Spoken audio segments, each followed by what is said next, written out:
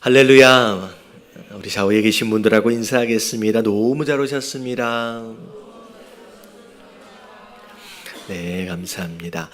자, 오늘 우리 히브리서 말씀 살펴보기 전에 한 가지만 우리 기도에 대해서 말씀을 좀 드리고 우리 말씀 살펴보도록 하겠습니다. 자, 우리가 기도할 때 무엇을 먹을까, 무엇을 마실까, 무엇을 입을까 염려하며 구하는 거 그렇게 하라 그랬어요? 하지 말라 그랬어요? 하지 말라 그랬죠. 왜냐하면 그런 것들을 염려하고 그런 것들에 대하여 구하는 것은 마치 하나님을 모르는 누가 하는 것이다? 이방인이 하는 거래요. 자, 근데 또 다른 말씀을 보면 하나님이 우리가 필요한 것이 뭔지 아신다, 모르신다? 다 아신대요. 그럼에도 불구하고 너희가 그것들에 대하여 뭐 해야 된다? 구하여야 된대요. 이게 앞뒤가 안 맞잖아요. 이게 뭘 어떻게 하란 얘기냐? 구하란 얘기예요? 구하지 말란 얘기예요? 이게 굉장히 중요한 게 방향성에 대한 내용이에요. 방향성. 먹을 것과 마실 것과 입을 것에 대하여 그것에 대하여 염려하면서 그것이 인생의 전부인 것처럼 그것에 매달려 구하는 것은 건강한 기도의 모습이 아니라는 거죠. 오히려 어떻게 기도해야 되느냐? 그런 필요가 있다라고 하는 걸 아시지만 그것을 하나님 앞에 구할 때에 그것 자체가 목적이 아닌 거예요. 내가 먹고 사는 것 자체가 궁극적인 목적이 아니라 그것을 통하여 누구의 나라? 하나님 나라를 세워가는 거예요. 하나님 나라를 회복하는 거예요. 그래서 건강을 위해서 기도해야 돼요. 하지만 건강 자체가 목적이 아니라 하나님 내가 건강하게 되어져서 그 다음에 어떻게 하라 그랬어요? 하나님 나라를 세우는데 헌신할 수 있는 자가 되게 하여 주시옵소서. 여러분 방향성이 되게 중요하다는 거죠. 그래서 제가 이게 말씀을 지난번에 그렇게 전하다 보니까 이거 하나도 기도할 게 없는 뭘 기도해야 되지? 이런 상황이 좀 벌어지는 것 같아요. 근데 그런 게 아니라 중요한 건 구해야 합니다. 근데 그게 방향성, 그것 자체가 목적이 되지 않게 하나님 나라를 목적을 두고 그것의 필요를 구할 줄 아는 거. 그래서 그게 중요하다라고 하는 것을 이해하시면 좋을 것 같아요. 대신 이해되어지셨죠? 구해야 돼요? 구하지 말아야 돼요? 구해야 돼요. 근데 목적이 뭐냐라고 하는 게 더 중요하다라고 말씀을 드렸습니다. 자, 오늘 말씀의 내용이 히브리서 11장 8절서부터의 내용인데, 자, 이제 히브리서 11장은 믿음에 관한 내용이 이제 쭉 시작이 되어져서 앞에 11장 1절의 내용과 더불어서 몇 가지만 설명을 하면서 오늘 내용 함께 나누도록 하겠습니다. 자, 일단 히브리서 11장 1절 말씀만 같이 한번 읽어볼게요. 1절과 2절 다 같이 시작. 믿음은 바라는 것들의 실상이요 보이지 않는 것들의 증거니 선진들이 이로써 증거를 얻었느니라. 여러분, 이 1절과 2절 말씀이 굉장히 우리가 많이 읽기도 하고 들어서 심지어 외우고 있을 만큼 익숙한 말씀이에요. 근데 이 말씀이 사실 한국말로 번역이 될 때 조금 난해한 단어로 번역이 되어짐으로 말미암아 이 문장을 이 명제, 이 믿음에 대한 명제를 조금 복잡하게 이해하는 경우들이 많이 있습니다. 자, 특별히 믿음은 바라는 것들의 뭐래요? 실상이래요. 근데 이 실상이 굉장히 어려운 단어예요. 자, 이 실상을 영어로 보면 뭐라고 나왔냐면 confidence라고 나와 있어요. confidence. 이게 무슨 뜻이냐면 확신입니다. 확신. 그리고 자, 보이지 않는 것들의 증거라고 나와 있는데 이 증거도 굉장히 난해한 표현이에요. 사실 이 증거를 영어로 뭐라고 나왔냐면 assurance라고 나와 있어요. 이 assurance는 한국말로 얘기하면 뭐냐면 자신감입니다. 자신감. 그래서 이걸 그야말로 굉장히 한국말로 쉽게 설명을 하면 어떤 내용이 되냐면 믿음이란 바라보는 것이 있어요. 원하는 것이 있다는 거예요. 그 원하는 것이 반드시 이루어질 것이다 라고 뭐 하는 거예요? 확신하는 거예요. 그럼 이게 믿음이에요. 자, 그리고 보이지 않는 것들, 지금 아직 응답이 있는 게 아니에요. 아직 나타나지 않았어요. 하지만 지금 아직 보이고 있지는 않지만 하나님이 우리를 통하여 이루겠다라고 말씀하셨다라고 한다면 그것이 반드시 이루어질 것이다 라고 뭘 갖는 거예요?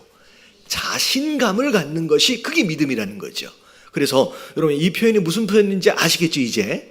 자, 그래서 지금 내가 원하는 것 하나님이 반드시 응답하실 것이다 라고 하는 확신 가운데 아직 이루어지지 않았지만 분명히 하나님이 약속하셨다라고 한다면 응답하실 것이다 라고 하는 자신감을 가지고 살아가는 거, 여러분 이게 믿음의 사람인 줄로 믿습니다.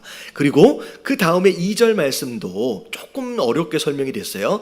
선진들이 이로써 증거를 얻었느니라 라고 증거라고 하는 단어로 굉장히 난해하게 표현이 됐습니다. 근데 여러분 이 증거라고 하는 단어를 영어로 보면 뭐라고 나오냐면 commended라고 나와 있어요. 이 commended라고 하는 단어가 무슨 의미냐? 인정을 받다라는 뜻이에요. 인정을 받다. 그래서 이걸 어떻게 설명을 해야 되냐면 구약 시대에 등장했던 많은 선진들, 조상들이 결국 무엇으로 하나님 앞에 인정을 받은 거예요? 믿음으로 하나님 앞에 인정을 받은 거예요. 하나님이 이 조상들 아브라함이나 요셉이나 야곱이나 여러 인물들 그 사람들을 어떻게 무엇으로 인정해 주느냐? 1절처럼 살아간 그들의 믿음으로 그들이 하나님께 인정을 받았다라고 얘기하면서 3절서부터 4절서부터 내용은 하나님께 그 믿음으로 인정받은 사람들이 누구였느냐라고 하는 거에 대한 내용이 아벨도 나오고 에녹도 나오고 7절에 보니까 노아도 나온다라고 예를 들어주는 거예요. 그래서 우리가 하나님 앞에 인정을 받으려면 무엇이 있어야 돼요? 믿음이 있어야 된다는 거죠. 믿음이. 근데 그 믿음을 6절에 다시 한번 조금 더 구체적으로 설명을 하는데, 그 믿음이 없이는 하나님을 기쁘시게 할 수가 없다. 다시 말하면 하나님은 딱 한 가지만 보는 거예요.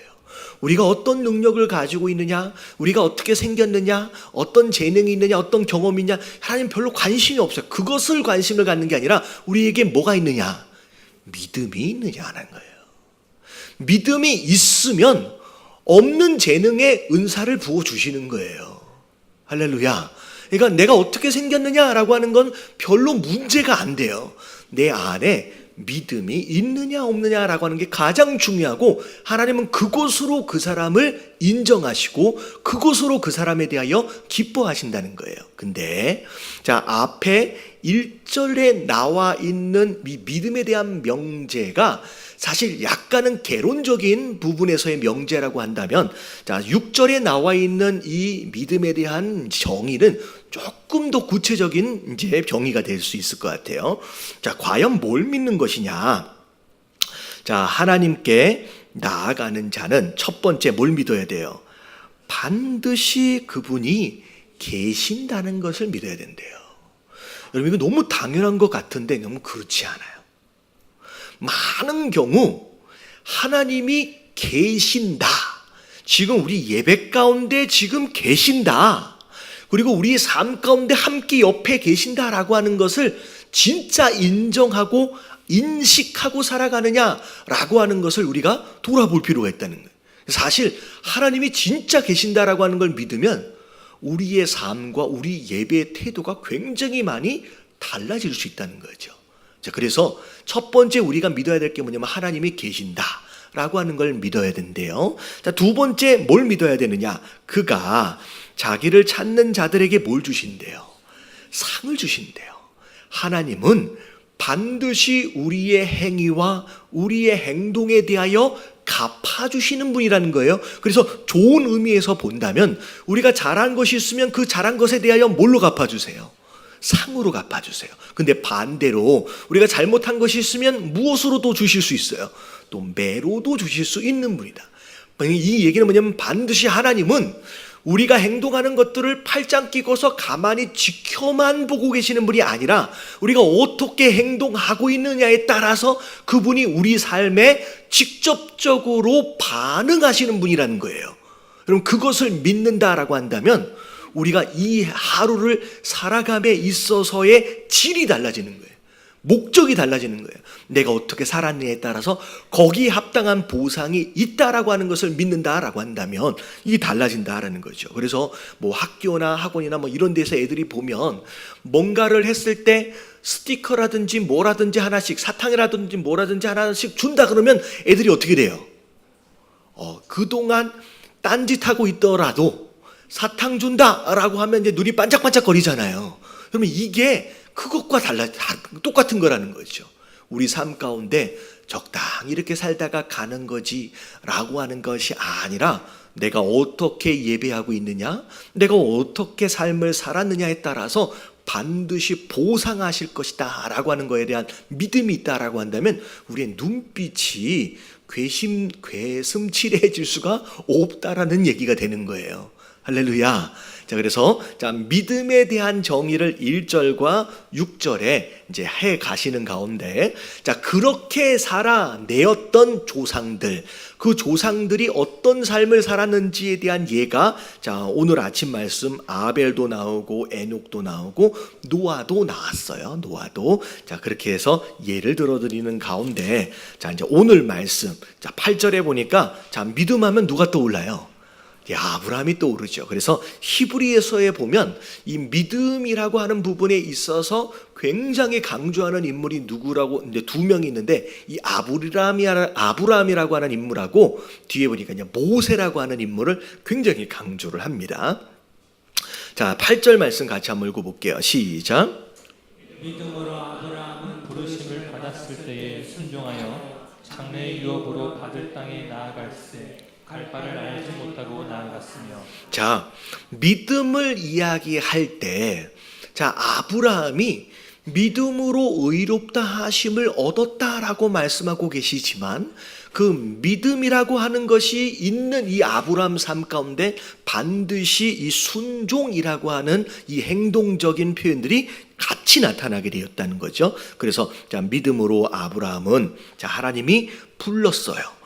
그랬을 때, 부르셨을 때 뭐 했다? 순종했대요. 이 순종은 믿기 때문에 당연하게 나타나는 열매예요. 믿기 때문에 당연하게 나타나는 열매. 그래서 순종하여 장래의 유업으로 받을 땅에 나아가는데, 어떻게 나아갈 때요? 그 땅이 어디에 있는지를 잘 알지도 못하면서 그저 하나님이 인도하시는 대로 그냥 순종하며 그냥 그 길을 떠났다는 거예요. 그래서 갈 바를 알지 못하면서도 나아갔다. 어찌 보면 정말 철저하게 하나님을 신뢰하고 의지할 수 있었기 때문에, 믿을 수 있었기 때문에 이런 순종이 가능하지 않았겠느냐. 그래서 고향 땅을 떠났던 이 아브라함의 믿음, 그 순종을 믿음의 하나로 지금 이야기를 하는 거예요. 그리고 나서 9절 같이 읽어볼게요. 시작. 믿음으로 약속의 땅에 거류하여 동일한 약속을 유업으로 함께 받은 이삭 및 야곱과 더불어 장막에 거하였습니다. 믿음으로 가나안 땅까지 왔어요. 근데 이 가나안 땅에서 어떻게 살았느냐? 이게 굉장히 중요하고 어려운 개념입니다. 비록 약속하신 가나안 땅에 왔지만 그 땅의 주인처럼 살지 않았어요. 다시 말하면 정착하기 위해서 집을 지은 게 아니에요. 뭘 지었어요? 장막을 지었어요. 이 아브라함뿐만이 아니라 아브라함의 아들이었던 이삭도 장막에 살았고요. 그리고 이 이삭의 또 다른 그 다음에 아들도 야곱도 장막에 살았다는 거죠. 왜 집을 안 짓고 왜 장막에 살았느냐? 왜 이방인처럼 왜 그 땅에서 그렇게 살았느냐? 10절에 이게 나와 있어요. 다 같이 한번 읽어봅니다. 시작. 이는 그가 하나님이 계획하시고 지으실 터가 있는 성을 알았습니다. 하나님이 계획하시고 지으실 터가 있는 성. 여러분, 이거는 가나안 땅에 눈에 보이는 땅, 눈에 보이는 도시가 아니라는 거예요.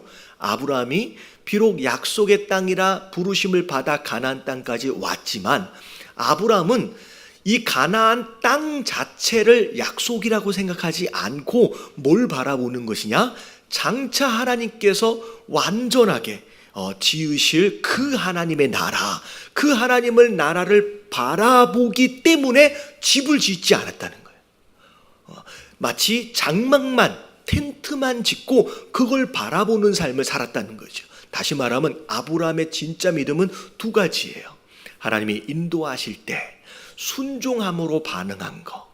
그리고 두 번째는 뭐냐면 이 땅에 소망을 두지 않고 이 땅은 그냥 지나가는 나그네인 것처럼 살았다는 거예요. 뭘 바라보면서 장차 그들에게 허락하실 약속의 진짜 성, 하나님의 계획 가운데 지어질 진짜 하나님의 나라를 바라보고 살았기 때문에 장막 가운데 거한 것이 아니냐라고 하면서 그 아브라함의 믿음을 이렇게 설명하고 있는 거죠. 그래서 우리의 믿음도 마찬가지예요. 이 땅에서 하나님이 이끌어 가시면 그 이끌어 가심에 순종할 줄 아는 게 믿음일 뿐만이 아니라 여러분 이 땅에 집착하지 않고 어디를 바라보는 거예요? 하나님 나라를 바라볼 줄 아는 거. 여러분 이게 진짜 믿음이다라는 거. 여러분 이런 믿음을 가지시길 주님의 이름으로 축원합니다. 자, 그리고 아브라함의 아내였던 사라도 마찬가지예요. 자, 11절 같이 한번 읽어봅니다. 시작.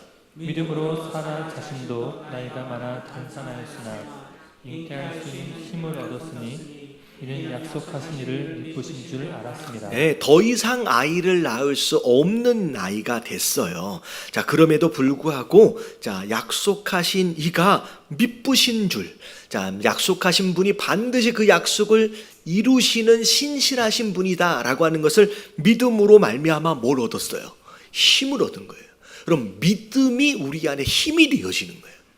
하나님 반드시 응답하신다라고 하는 그 믿음이 이 사라에게 힘이 되어졌고 그것으로 말미암아 자 12절을 보니까 이러므로 죽은 자와 같은 한 사람으로 말미암아 하늘의 허다한 별, 어떻게 보면 죽은 자와 같은 한 사람이라고 하는 것은 뭘 의미하냐?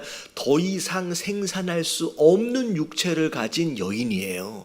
근데 그럼에도 불구하고 그 여인을 통하여 얼마나 많은 후손들이 나왔느냐? 허다한 별과 또 해변의 무수한 모래와 같은 많은 후손들을 생육할 수 있지 않았느냐. 결국은 사라도 그 많은 자손을 얻게 되어진 이유가 결국 하나님의 신실함을 뭐했기 때문에? 믿었기 때문이라는 거죠. 자, 그러면서 13절 자, 다 같이 한번 읽어봅니다. 시작. 이 사람들은 다 믿음을 따라 죽었으며 약속을 받지 못하였을 때 그것들을 멀리서 보고 환영하여 또 땅에 서는 외국인과 나그네임을 증언하였습니다. 자, 이 13절 말씀 굉장히 어려워요. 자, 믿음으로 살았는데 살다가 또 죽었대요. 근데 약속을 받았대요, 못 받았대요? 여기 말씀드린 건 못 받았대요. 이게 무슨 얘기냐? 여러분 아브라함도 그렇고 사라도 그렇고 어떻게 보면 하나님의 인도하심 가운데 가나안 땅을 누렸어요. 나름대로. 근데 자, 첫 번째는 하나님이 약속하신 것이 가나안 땅이었기 하지만 정말로 이 아브라함이 바라봤던 것은 이 땅의 가나안이 아니라 그랬잖아요. 어떤 거예요? 하나님 나라라 그랬거든요. 근데 그 하나님 나라는 그때 구약 당시에 경험을 했어요? 못 경험했어요? 경험하지 못했어요. 그냥 뭘로만 봤어요? 멀리서 보고 환영만, 웰컴만 했다는 거예요. 그러면 사실 여기서 말하고 있는 이 약속이 누굴 것 같아요? 여러분 이게 예수님이에요. 그러니까 구약에 살았던 많은 믿음의 선진들, 비록 믿음으로 살았지만 그래서 죽었지만 어찌 보면 부분적으로 이 땅에서의 약속을 어떻게 보면 이제 누렸어요. 근데 진짜 누려야 할 약속은 바라만 볼 수밖에 없었어요. 멀리서 환영할 수밖에 없었어요. 왜냐하면 예수님은 언제 오셨어요? 그들이 다 죽고 신약에서 등장을 하셨거든요. 그러니까 멀리서만 봤다는 거예요. 근데 이 히브리서를 읽고 있는 성도들은 자, 그 예수님을 멀리서 본 사람이 아니잖아요. 어떤 사람들이에요? 실제로 이 땅에 오신 그 예수님을, 약속으로 오신 예수님을 경험한 자라는 거죠. 어떻게 보면 실제적으로 객관적으로 볼 때 그때 살다가 죽은 아브라함이 더 나아요? 아니면 지금이 더 나은 거예요? 지금은 그 약속을 이미 누리는 자는 그거에 대한 큰 차이가 있다는 거예요. 그러니까 이 말씀을 통하여 니네들이 얼마나 복을 받은 존재인지, 어떻게 보면 아브라함보다 사라보다 훨씬 더 복을 받은 존재다라고 하는 걸 좀 알아라 라고 하는 이야기 되는 거죠. 자, 이해가 되셨죠? 이 말씀을 좀 잘 이해하고, 이상한데 약속은 믿음으로 살았는데 받지도 못하고 다 죽고, 이게 무슨 얘기냐? 이게 예수님에 대한 내용이에요. 자, 그런 가운데 자 14절, 그들이 이와 같이 말하는 것은 자기들이 본향 찾는 자임을 나타냅니다. 다시 말하면 이 땅이 우리의 머물러야 영원히 머무를 고향이 아니라는 거죠. 원래 우리가 돌아가야 할 그 집이 있다는 거예요. 그래서 사실 한국말 표현도 굉장히 정확한 게 뭐냐면 돌아가셨다. 사람이 죽으면 뭐라고 얘기해요? 돌아가셨다. 이게 어떻게 보면 이 영적으로 굉장히 정확한 표현이에요. 원래 있어야 할 자리로 돌아간 거예요. 그러니까 이 믿음의 선진들 아브라함도 마찬가지고 사라도 마찬가지고 이 땅을 본향으로 생각하지 않고 결국 내가 돌아가야 할 진짜 고향이 있다. 그 하나님의 나라에 대한 기대가 이 마음 가운데 있었다는 거예요. 그러면서 그들이 나온 바 본향을 생각하였더라면 돌아갈 기회가 있으려니와, 충분히 이 땅이 그거라면 그냥 돌아갔을 거라는 거예요. 근데 그들은 그렇게 하지 않았다라는 거. 그러면서 16절에 그들이 같이 한번 읽어봅니다. 시작. 그들이 이제는 더 나은 본향을 사모하니 곧 하늘에 있는 것이라. 이러므로 하나님이 그들의 하나님이라 일컬 받으심을 부끄러워하지 아니하시고 그들을 위하여 한 성을 예비하셨느니라. 더 나은 본향이라고 얘기를 하면서 하늘에 있는 하나님 나라를 이야기를 합니다. 그러니까 결국은 자, 믿음하면 1절에 뭐라고 시작했느냐? 내가 원하는 것, 내가 바라는 것, 아직 눈에 보이지 않지만 결국 응답을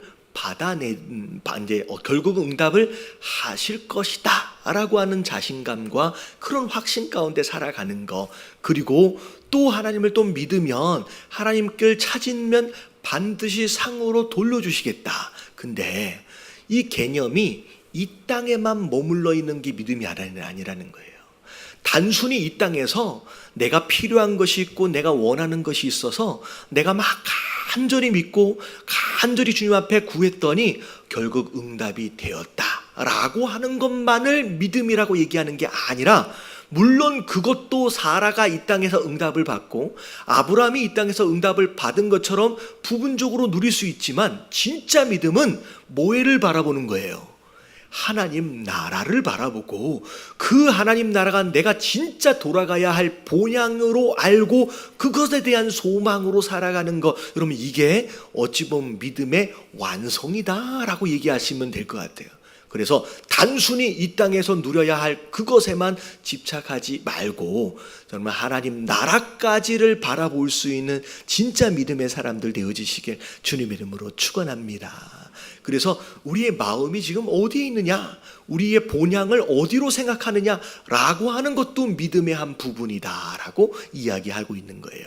그러면서 뒤에 이렇게 보니까 무슨 내용이 나오냐면, 어떤 한국 분이 미국에 가서 TV를 보는데 올림픽 중계를 하잖아요. 올림픽 중계를 하는데 하나도 재미가 없는 거예요. 올림픽 중계를 하는데 왜 재미가 없었을까요? 그럼 미국에서 올림픽 중계를 하면 미국 경기만 보여줘. 누구 경기를 안 보여줘요? 한국 경기를 안 보여주는 거예요. 그러면 미국에서 비록 미국에 있지만 한국과는 상관이 없는 미국의 경기는 우리가 아무리 봐도 재미가 없는 거예요. 우리는 뭐가 나와야 재밌어요? 한국이 나와줘야 재밌죠. 그래야 재밌는 거예요. 그러니까 우리가 어떤 관심사를 가지고 있느냐에 따라서 거기에 재미를 느끼기도 하고 거기에 재미를 못 느낄 수도 있다는 거예요. 자, 이렇게 반대로 거꾸로 얘기하면 이 세상이 너무 재밌어. 이 세상이 너무 재밌어요. 살만 나요. 근데 이게 되게 좋은 것 같지만 자칫 잘못하면 나는, 내 관심은 어디에 있는 것일 수 있다? 나는 이 땅에만 있는 것일 수 있다는 거예요. 어찌 보면 내 마음과 내 관심이 진짜 하나님 나라에 있다라고 한다면 이 땅의 것으로 막 재미를 누리려고 하는 어떻게 그것에 한계가 있을 수 있다는 거죠. 그래서 우리가 느낄 수 있는 기쁨과 어떻게 보면 재미, 사실은 이 땅에 있는 것이 아니라 어디에 있다? 하나님 나라. 그래서 우리의 관심이 과연 어디에 있느냐라고 하는 거에 따라서 우리가 어디에서 즐거움을 누릴 수 있느냐. 그래서 교회 다니기 전에 예수님 믿기 전에 세상 사람들이랑 친구들이랑 어울려 다니면서 노는 게 그렇게 재밌는 거예요. 이거 없이는 세상을 어떻게 사나. 그러신 분 계세요? 옛날에는 그랬잖아요. 근데 지금 살만하죠. 그거 없이도 괜찮아요. 왜냐하면 그때는 그게 전부였어요. 그게 최고의 재미였어요. 그래서 그때는 그게 없으면 살맛이 안 날 줄 알았는데 이제 우리의 관심사가 이제 바뀌어 버렸어요. 그래서 이제는 거기에 가서 그걸 하라 그래도 이제는 흥이 안 나. 재미가 안 나는 거예요. 그래서 제가 얼마 전에 한참 된 것 같네요. 작년인데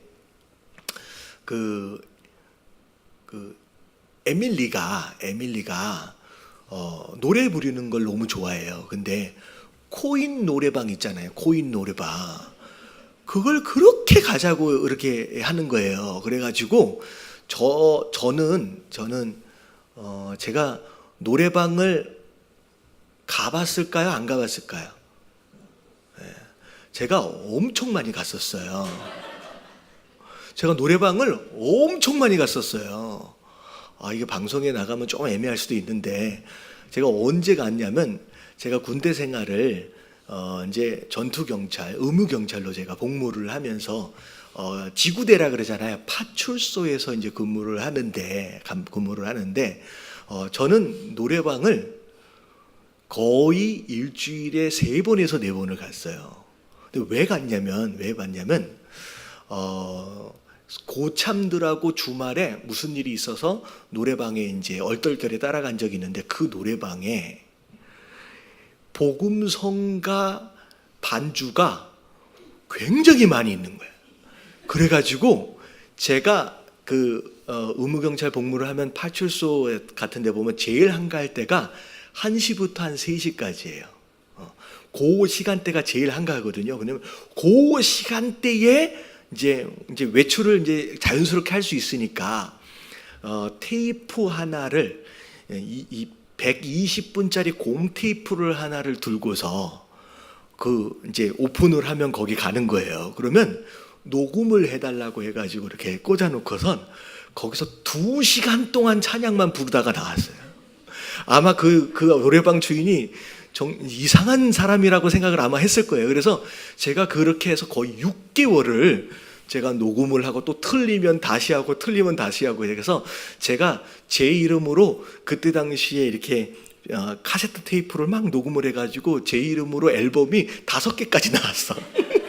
혼자 녹음을 해가지고 그랬는데 저는 이제 찬양 부르는 걸 너무 즐거워요. 그리고 제가 녹음을 해가지고 와서 제가 들으면서 제가 은혜를 받아. 제정신이 좀 아니잖아요.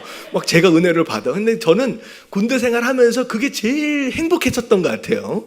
내가 그랬었는데 제가 그 얘기를 하려는 게 아니라 그때 얼마 전인가 이제 에밀리가 코인 노래방 거기 가서 한 번만 이제 가보자고 그랬는데 따라갔어요.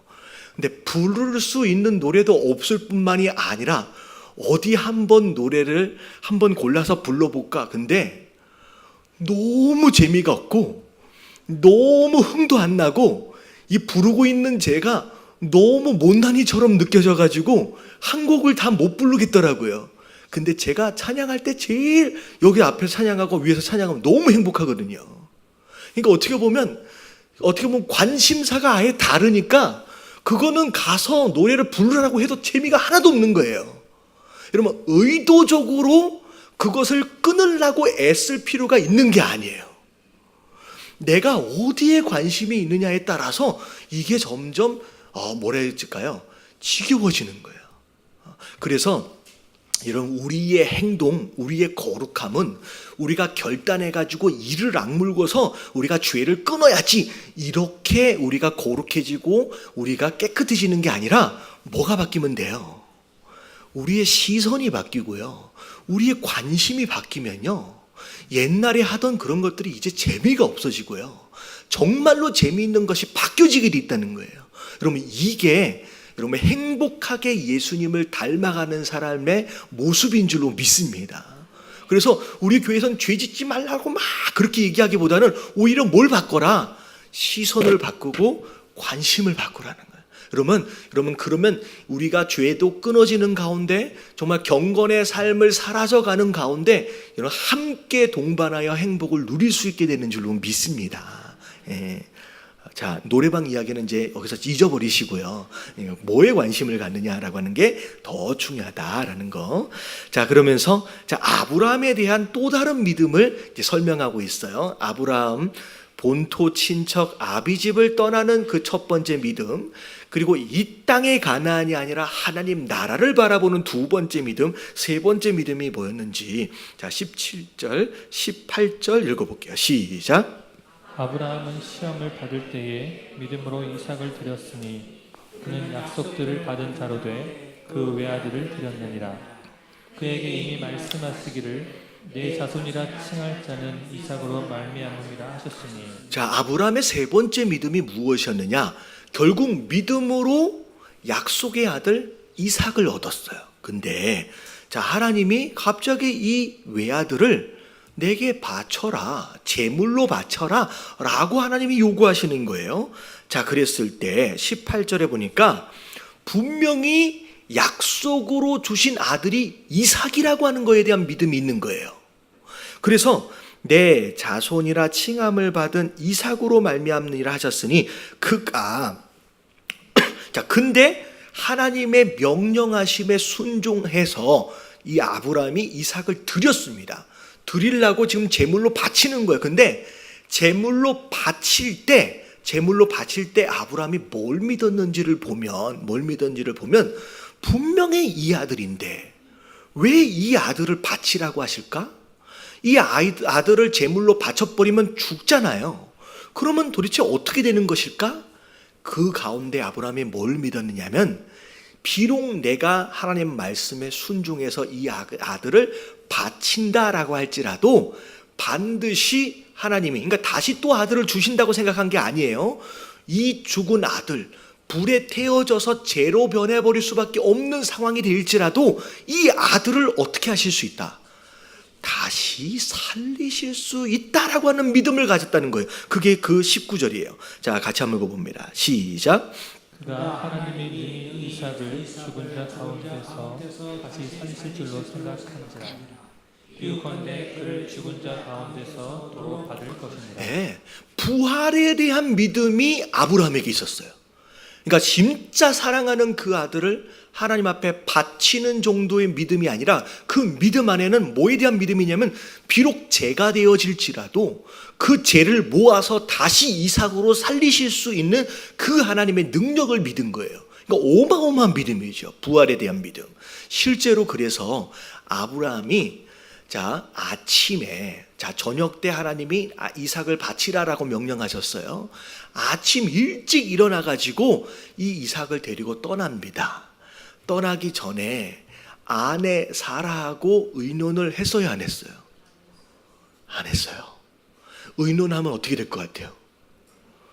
난리가 나겠죠. 아마 사라가 이삭을 숨기고 아마 내주지 않을 수 있어요. 왜냐하면 어머니의 마음은 달라요. 그래서 안 내줄 수 있어요. 그러니까 아브라함이 그냥 일찍 일어나자마자 이삭 데리고 종 하나 데리고 그냥 떠난 거예요. 그리고 나서 산에 올라가기 전에 그동안 함께 따라왔던 종을 산 밑에다가 둡니다. 왜? 만약에 이 종을 데리고 올라갔다, 그 상황에서 아들을 이삭을 죽이려고 하면 누가 막을 것 같아요? 이 종이 아브라함을 막을 거라는 거예요. 그러면 순종을 할 수가 없는 거죠. 그래서 이 종을 산 밑에 남겨두고 누구만 같이 올라가냐면 이 이삭만 데리고 올라가는 거예요. 근데 이삭만 데리고 올라가면서 종에게 마지막으로 한 얘기가 뭐냐면, 우리가 올라가서 하나님께 예배한 다음에 자, 누가 돌아올 것이다? 우리가 돌아올 것이다 라고 얘기를 하는 거예요. 이 이야기는 자기가 바치기로 결단을 했어요. 사라와 의논하지 않은 것 자체가 이미 결단을 한 거고요. 종을 산 밑에 내려놓는 것 자체가 이미 바치려고 결단을 한 겁니다. 근데 비록 그렇게 되어진다라고 할지라도 다시 살리실 것이다 라고 하는 믿음으로 나는 혼자 내려오지 않는다는 거예요. 이삭과 더불어 내려올 것이다 라고 고백하는 그 믿음. 그러면 이게 얼마나 큰 믿음이냐.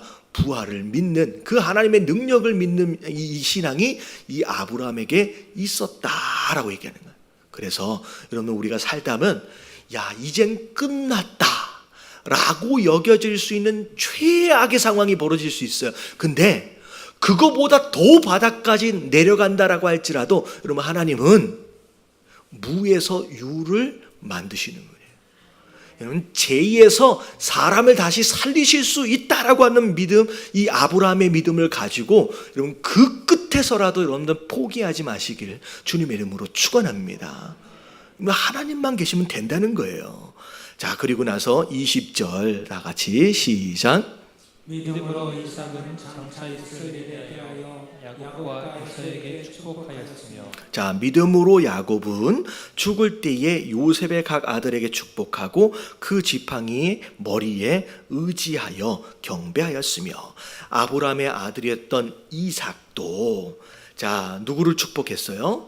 야곱과 에서를 축복할 때 하나님께서 허락하신 그 믿음을 가지고 그들에게 축복을 했습니다. 그래서 이 축복의 내용들이 그냥 야곱이 아무렇게나 만들어내온 내용이 아니라, 축복의 내용들이 하나님이 아브라함에게 하셨던 그 축복의 내용들을 그 아래로 어떻게 보면 전수해내는 어떤 그런 이제 고백들로 축복을 하고, 심지어 야곱도 요셉에게 축복할 때 그 믿음을 가지고 축복을 하며 그 믿음들을 이 자손 대대로 이제 이어가는 모습들을 보여줬다는 거죠.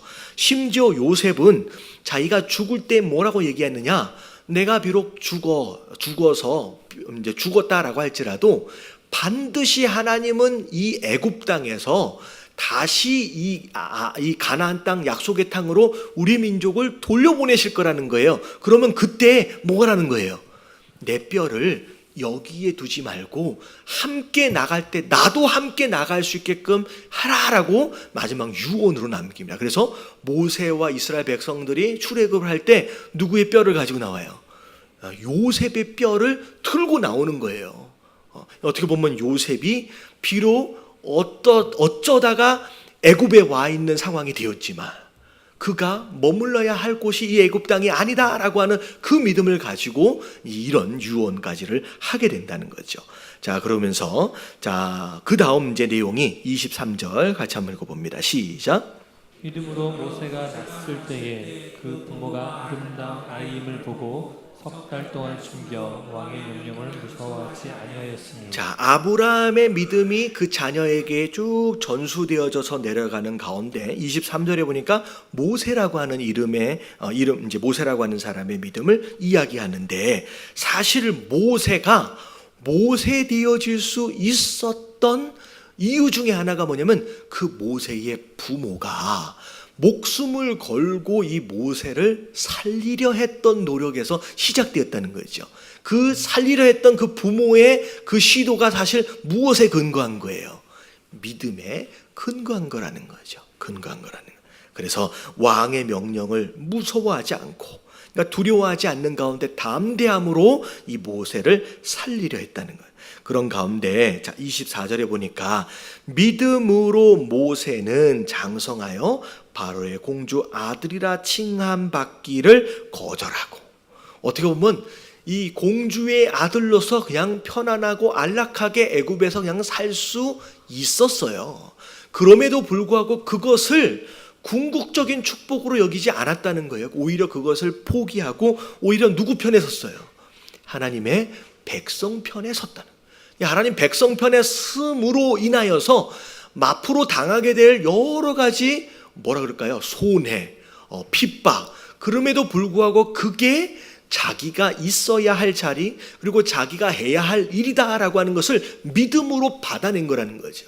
그래서 믿음은 때로는 우리의 현실적인 안락함과 안전함을 포기하고 오히려 손해보는 길을 선택해야 하는 그런 이제 상황들도 있을 수 있다는 거죠.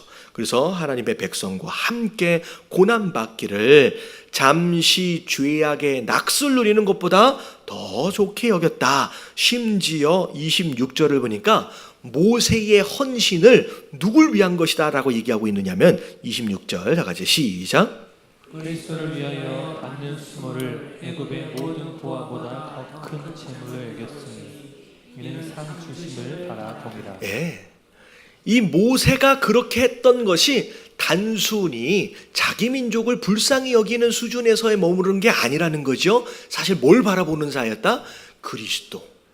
장차 오실 메시아를 위해서 이 일을 감당해야 한다라고 생각했다는 거죠. 그리고 그는 비록 이 땅에서는 좀 불편하고 이 땅에서는 좀 손해본다라고 할지라도 반드시 내가 한 이 수고와 내가 한 이 헌신에 대하여 하나님이 뭘로 갚아주실 것이다. 상으로 갚아주실 것이다 라고 하는 믿음의 이런 삶의 선택을 한 것이 아니냐라는 거예요. 그러면서 27절 믿음으로 애굽을 떠나 왕의 노함을 무서워하지 아니하고 곧 보이지 않는 자를 보는 것 같이 하여 참았으며, 자, 보이지 않는 자는 하나님이에요. 근데 하나님 잘 안 보이는데 마치 보고 있는 것처럼 그 하나님에 대한 신뢰를 가지고 살았다. 28절 다 같이 시작. 믿음으로 유월절과 피 뿌리는 예식을 정하였으니 이는 장자를 멸하는 자로 그들을 건드리지 않게 하려 하는 것이며. 자, 마지막 장자가 죽는 심판에서도 믿음을 가지고 하나님 명령하신 대로 그대로 순종하는 것, 그게 이제 유월절이 된 거죠. 그렇게 이제 했었고, 그리고 나서 10가지 재앙 이후에 출애굽을 한 다음에 29절을 보니까, 자, 믿음으로 그들은 뭘로 건졌어요? 홍해를 육지처럼 건넜어요. 근데 애굽 사람들은 이것을 뭐하다 빠져 죽었다? 시험하다 빠져. 그러니까 믿음으로 건넌 것과 시험하다 빠져 죽은 것과 무슨 차이냐? 이런 거예요. 하나님이 허락하신 그 기적의 상황을 그들을 살리시기 위해서 허락하신 것임을 믿는 거예요. 근데 애굽 사람은 과연 우리가 건널 수 있을까라고 하나님을 시험했다는 거예요. 테스트했다라는 거죠. 그러니까 지난번에 이제 말씀을 드린 것처럼 그 나무 옮긴 그 할머니 이야기 있잖아요. 그게 어떤 이야기가 되는 거냐? 뒷문을 열어서 이미 옮겨져 있는 나무를 확인하려고 하는 것은 뭐예요? 그건 믿음이에요. 근데 이게 옮겨졌을까라고 앞문을 여는 건 하나님 뭐 한 거예요? 시험하는 거라는 거예요. 그래서 믿음이라고 하는 것은 이미 하나님이 이루어 주심을 믿는 거. 그래서 그 이루어 주심에 합당한 행동으로 반응하는 거. 그게 믿음이라는 거예요. 오히려 같은 상황에 있었으면서도 불구하고 이 이제 애굽 사람들은 하나님을 시험하다가 죽었습니다. 자, 30절 31절 자, 다 같이 한번 읽어봅니다. 시작. 믿음으로 7일 동안 여리고를 통해 성이 무너졌으며 믿음으로 기생 라합은 정탐꾼을 평안히 영접하였으므로 순종하지 아니한 자와 함께 멸망하지 아니하였도다. 자, 중간에 40년 동안의 광야 생활은 싹 없어져 버렸어요. 모세에서 홍해 이야기에서 어디로 건너뛰어요? 여리고성 전투로 건너뛰어요. 왜냐하면 이 중간 이 광야는 뭐에 대한 이야기예요? 불신앙에 대한 이야기예요. 불순종과 그런 것들로 아주 많은 사람이 다 죽었잖아요. 그러니까 오히려 거기에서는 믿음을 찾아보기가 쉽지가 않죠. 그리고 나서 홍해 이후에 어디로 들어옵니까? 여리고성 전투. 그 여리고성에서 믿음으로 7일 동안 성을 도는 거, 여러분 이게 얼마나 믿음의 행동이었느냐라고 하는 거. 심지어 그 여리고성 안에 살고 있었던 기생 라합이었지만 그 라합은 자기 민족을 버린 것 같이 어떻게 보면 배반자 모습이에요. 근데 그럼에도 불구하고 누가 진짜 하나님이냐라고 하는 것을 바로 알고 바른 결정과 선택을 한 거. 여러분 이게 어찌 보면 하나님 보시기에 오히려 배반자, 민족의 배반자가 아니라 오히려 믿음의 선택이다라고 평가를 해 주시는 겁니다. 그래서 비록 여리고성 안에 있었지만, 여리고성 사람이었지만 이 라합이 구원을 받게 되는 거, 이게 다 믿음이 아니냐라고 얘기해요. 근데 신기한 게 이 라합이 나중에 누구의 조상이 돼요? 여러분, 이 라합이 예수님의 조상이 돼요. 되게 어이가 없는 족보예요.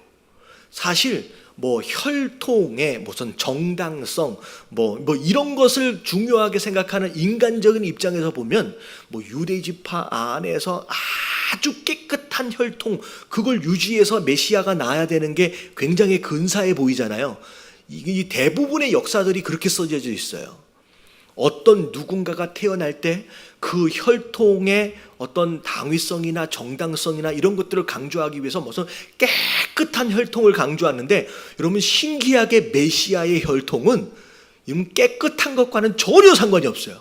심지어 그 안에는 여리고에 뭐였던 라합이에요? 기생이었던 라합이 예수님 족보 안에 들어가고, 심지어 나중에 저기 어디 보여요? 사사기에 가보면 누가 또 예수님 족보 안에 들어가요? 누가?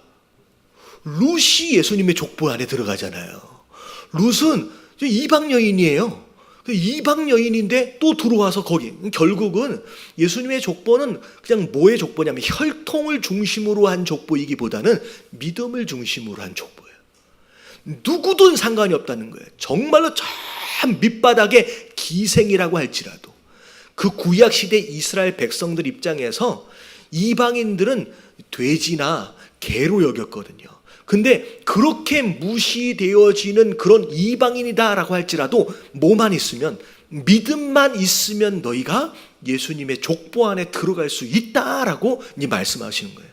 그래서 자, 뭐 없이면 기쁘시게 해드릴 수 없다. 하나님은 딱 한 가지만 보시는 거예요. 믿음만 보시는 거예요. 과연 나를 믿고 있느냐? 그러면 여러분 이런 거예요. 우리가 어떤 처지인지 하나님은 다 아세요. 우리보다 더 잘 아세요. 하나님, 제가 부족해서요, 걱정하지 마세요. 우리가 부족한지 누가 더 잘 알아요?